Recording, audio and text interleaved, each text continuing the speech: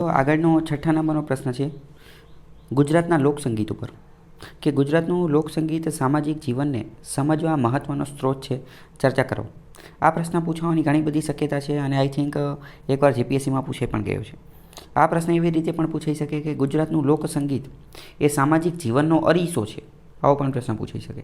આની પહેલાં આપણે જોયું હતું કે ગુજરાતની જે ચિત્રકળા જે છે એ ગ્રામીણ સંસ્કૃતિ જે છે એનું પ્રતિબિંબ રજૂ કરે છે. તો આવી રીતના પ્રશ્નો પૂછાતા હોય છે. મતલબ આ પ્રશ્નને થોડોક ડિકોડ કરીએ, સમજવાની કોશિશ કરીએ તો એવું કહેવા માંગે છે કે આપણું આજે ફોક મ્યુઝિક, લોકસંગીત જે છે એની અંદર શું જોવા મળે છે, તો કે એની અંદર સામાજિક જીવન જે છે ને સામાજિક જીવન એ જોવા મળે છે.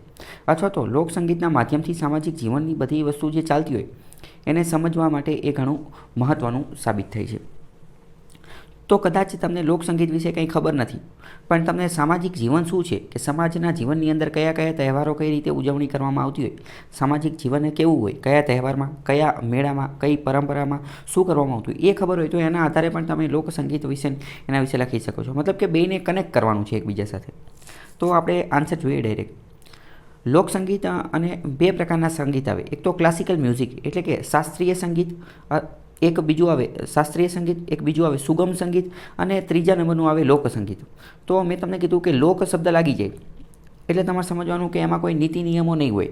એ લોકોએ પોતાના મનોરંજન માટે પોતાની જાતે બનાવેલા હશે, એમાં કોઈ પરંપરા કે નીતિ નિયમો કે એ કંઈ પાલન કરતું હશે નહીં. જ્યારે આ ક્લાસિકલ મ્યુઝિક, શાસ્ત્રીય સંગીત જે છે, શાસ્ત્રીય સંગીત એમાં સૌથી વધુ નિયમ હશે. એને ગાવા માટે ટ્રેનિંગ લેવી પડશે, ટ્રેનિંગ લઈને જ બધું કરી શકાય. શાસ્ત્રીય સંગીતમાં થોડા ઘણા નિયમો જો ઘટાડી દેવામાં આવે ને તો એ સુગમ સંગીત બની જાય, અને એમાં નિયમો એકદમ ઘટાડી દેવામાં આવે તો એ લોકસંગીત બની જાય. આવો થોડોક ભેદ જે છે એ રાખવાનો. એટલે કે લોકસંગીત એ લોકોના મનોરંજન માટે નહીં, પરંતુ લોકોના જીવન વ્યવહારમાંથી નિપજેલ લાગણીનું સંવેદન છે. આ એક રીતે લાગણીઓમાંથી બનેલી વસ્તુ છે. લોકોના જીવનમાંથી લોકો થકી લોકો માટે જ ગવાતું સંગીત એટલે લોકસંગીત. જો લોકસંગીતની વ્યાખ્યા જે છે પોતાની જાતે આપી, અને એ પણ કોની, તો કે આજે ડેમોક્રેસી, લોકશાહીની વ્યાખ્યા જે છે એની ઉપરથી થોડી બનાવવાની કોશિશ કરી. તેથી લોકસંગીતમાં સમાજનું પ્રતિબિંબ જોવા મળે છે. પછી ગુજરાતનું લોકસંગીતમાં જે છે, લોકસંગીતના મુખ્ય પ્રવાહો કયા કયા છે, તો પહેલું તો એના પ્રવાહ કયા છે, તો કે લોકોના મન અને અંતરને ભક્તિનું સાંત્વના આપતા ભજન ગીતો, પ્રભાતિયા. આપણા ગુજરાતના લોકસંગીતની અંદર પહેલાં આપણે શું ગાઈએ છીએ, તો મેં તમને કીધું સવારમાં ઉઠીને તરત લોકો પ્રભાતિયા ગાતા હોય છે. ગામડાની અંદર આ પ્રભાતિયાની પહેલાં તો ગાતા હતા, અત્યારે એટલું બધું ગાતા નથી. પછી બીજા નંબરનું છે ચારણી લોકગીતો કે જેમાં દુહા અને છંદનો સમાવેશ થાય છે. તો આ બે પ્રવાહ આવશે, બરાબર, માત્ર બે પ્રવાહ આવશે કે લોકો પહેલાં પ્રભાતિયા, પછી ચારણી સાહિત્ય જેમાં દુહા અને છંદનો સમાવેશ થાય છે. પ્રથમ પ્રવાહમાં એટલે કે પ્રભાતિયાની અંદર કોનું કોનું નામ આવે છે, તો કે પ્રભાતિયા કોણે કોણે લખેલા છે, તો કે નરસિંહ મહેતા, ગંગા સતી, પછી મીરાબાઈ, આ બધા લોકોએ જે છે એ આવું બધું લખેલું છે. અને અંતરાત્માથી આ ભક્તિ ગીતો અથવા ભક્તિના લોકગીતોની રચના કરી અને આ ભક્તિને રસથી તરબોળ કરી દે એવી વસ્તુ નક્કી કરવામાં આવેલી છે. જે ભક્તિ લોકગીતોમાં સમાજની આધ્યાત્મિકતાની દર્શન થાય છે. હવે બીજા પ્રવાહની અંદર ચારણી સાહિત્યમાં શું છે, અથવા તો એમાં કોનું કોનું નામ છે, કોનું કોનું યોગદાન છે, તો ચારણી લોક સાહિત્યની અંદર પિંગળસિંહ ગઢવી, દુલાભાયા કાગ, આ બધાના લોકગીતો ખૂબ જ પ્રખ્યાત છે. આ લોકગીતો એટલે ચારણી લોક સાહિત્યની અંદર શું આવે, તો કે સમાજના રીત રિવાજ, સંસ્કૃતિ એટલે કે કલ્ચર, ભક્તિ અને વીર રસના દુહા છંદ સ્વરૂપે ચારણ લોકો દ્વારા ગાવામાં આવે છે. તો આ બધા એના વિશે આપણે આવું લખવાનું છે. હવે લોક સંગીતકાર કયા કયા લોકો છે, તો ગુજરાતના આધુનિક લોક સંગીતકારની અંદર એક તો આ હેમુ ગઢવી, પછી દિવાળીબેન ભીલ, પછી આકાશવાણી રેડિયો સ્ટેશન પરથી લોકગીતો, દુહા અને છંદ રજૂ કરે છે. આકાશવાણીની બધી જગ્યાએથી આ રજૂ કરે છે. તો આપણે એવું કહી શકીએ કે એના કારણે આ પરંપરા જળવાઈ રહી છે. આ હેમુ ગઢવી જે છે ને, હેમુ ગઢવી એમનું એક મહત્ત્વનું યોગદાન છે, એ તમે જાણી લો. જો હેમુ ગઢવી ન હોત ને તો ઝવેરચંદ મેઘાણી જે છે ને એ કદાચ એટલા ફેમસ ન થયા હોત. આપણે અત્યારે ઝવેરચંદ મેઘાણીને જે રીતે ઓળખીએ છીએ, જો હેમુ ગઢવી ન હોત તો કદાચ આપણે ના ઓળખતા હોત. કેમ?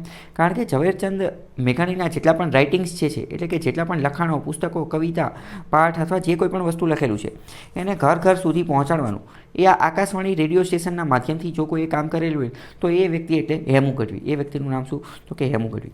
હેમુ ગઢવીનું સ્મારક જે છે એ બોટાદની અંદર આવેલું છે. ક્યાં? બોટાદની અંદર એક ગામ આવેલું છે ઢોકળિયા. ઢોકળિયા નામનું ગામ જે છે ને, આ જગ્યાએ અમદાવાદ રાજકોટવાળો જે નેશનલ હાઈવે 8 જે છે એ હાઈવેથી થોડુંક જ દૂર છે. તો અહીંયા આમનું સ્મારક આવેલું છે અને અહીંયા એ સ્મારક ખૂબ સુંદર બનાવેલું છે. એટલે કે એમનો જન્મ પણ યાદ થયેલો હતો અને એમનું જે ઘર હતું ને એ ઘરને અત્યારે મ્યુઝિયમ તરીકે બનાવી દીધેલું છે. તો પ્રિલિમ્સમાં આવો પ્રશ્ન પૂછાઈ શકે છે અથવા તો મેઇન્સની અંદર ડેડિકેટેડ હેમુ ગઢવીનો પ્રશ્ન પૂછવાની શક્યતા બહુ ઓછી છે, પરંતુ મેં તમને કીધું પૂછાઈ પણ શકે. આમાં કંઈનું એ કહે પેપર કંઈ આપણે કાઢવાનું હોતું નથી, બરાબર. પછી તો કે આમાં આ બધાની અંદર સમાજના રીત રિવાજો વણાયેલા હોય છે. બીજી બાજુ ઝવેરચંદ મેઘાણી જેવા લોક સાહિત્યની રચના અને કે જેમાં સૌરાષ્ટ્રના ગામડાની સંસ્કૃતિનું પ્રતિબિંબ જેમ કે સૌરાષ્ટ્રની રસધાર એની અંદર જોવા મળે છે અને એની ઉપરથી પણ ઘણા બધા લોકગીતો બનેલા છે અને એમાં સૌરાષ્ટ્રના ગીરના નેસડામાં ત્રાળ પાડતા સિંહમાં મર્દોની ઝાંખી થાય એવું નક્કી કરવામાં આવેલું છે. જો બીજું આવો ગમે ત્યારે પ્રશ્ન પૂછાય અને તમને લોકગીતો આવડતા હોય તો જેટલા પણ લોકગીતો તમને આવડતા હોય ને એ બધા લોકગીતના ઉદાહરણ તમારે આપી દેવાના છે. અને જો એ જેટલા પણ લોકગીત આવડતા હોય એનો મતલબ તમને ખબર હોય તો એ તમારે મતલબ પણ લખી નાખવાનો છે. જેમ કે તમને ખ્યાલ હશે કે આપણે લોકગીતોની અંદર ગુજરાતની અંદર શિવાજીના હાલરડાને એ બધું ખૂબ વધારે પ્રખ્યાત છે. તો એ પણ તમારે લખી નાખવાનું કે શિવાજીના હાલરડા જે છે એના દ્વારા વીર રસની ઝાંખી કરવામાં આવે છે અને એનો હાલરડામાં ઉપયોગ કરી અને બાળકોને જે છે એ બહાદુર બનાવવાની પ્રેરણાને એવું બધું આપવામાં આવે છે. લોકગીતના ઉદાહરણ એક બીજું ઉદાહરણ આપેલું છે કે આભમાં ઉગેલ ચાંદલોને જીજાબાઈને આવ્યા બાળ. તો આ એ જ પ્રકારનું જે શિવાજીના હાલરડા એ જ ઉદાહરણ એ આપેલું છે અને એનું મેં તમને કીધું એનો મતલબ પણ લખી નાખો. બીજા અમુક લોકગીતોમાં શૌર્ય ગીતો બહાદુરીના ગીતો બનેલા છે કે આપણા મલકના માયાળું માનવી, પછી દીકરી તો પારકી થાપણ કહેવાય, લોકજીવનની ઉજાસ, લગ્ન જીવનનું. હવે જો બીજા આ અમુક જે ગીતો જે છે એ લગ્ન ગીતો પણ બનેલા હોય. લગ્ન ગીતો અંતર્ગત પણ જે છે એને પણ આપણે શું કહીશું તો કે એને પણ આપણે આ લોકગીતો જ કહીશું. પછી મરસિયા એટલે આ જે મૃત્યુ સમયે જે ગાવામાં આવતા હોય એ.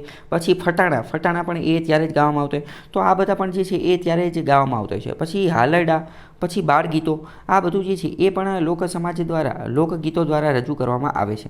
હવે જો અહીંયા તમે એક બીજું કામ પણ કરી શકતા હતા. પહેલાં લોકગીતો જે છે ફોક મ્યુઝિક અથવા તો લોકસંગીતની જ વાત હતી. તો પહેલાં લોકસંગીત જે છે એ ટાઇટલ આપી શકતા હતા, પછી એની વ્યાખ્યા લખી શકતા હતા અને એની નીચે જે છે એ કોષ્ટક બનાવી શકતા હતા કે લોકસંગીતની અંદર કોનો સમાવેશ થતો હતો. તો કે લોકસંગીતની અંદર પહેલાં તો આપણે જોયું કે આ ભક્તિ ગીતોનો ને એ બધાનો સમાવેશ થતો હતો. પછી બીજું પ્રભાતિયાનો સમાવેશ થતો. પછી ત્રીજું આ ચારણી સાહિત્યનો જે છે દુહા ને છંદ એનો સમાવેશ થતો. પછી ચોથું કે આમાં લગ્ન ગીતોનો સમાવેશ થતો. પછી મરસિયા, પછી ફટાણા, આવી બધી વસ્તુનો સમાવેશ થતો. તો નીચે તમે એક કોષ્ટક બનાવીને પણ આ બધી વસ્તુ લખી શકતા હતા.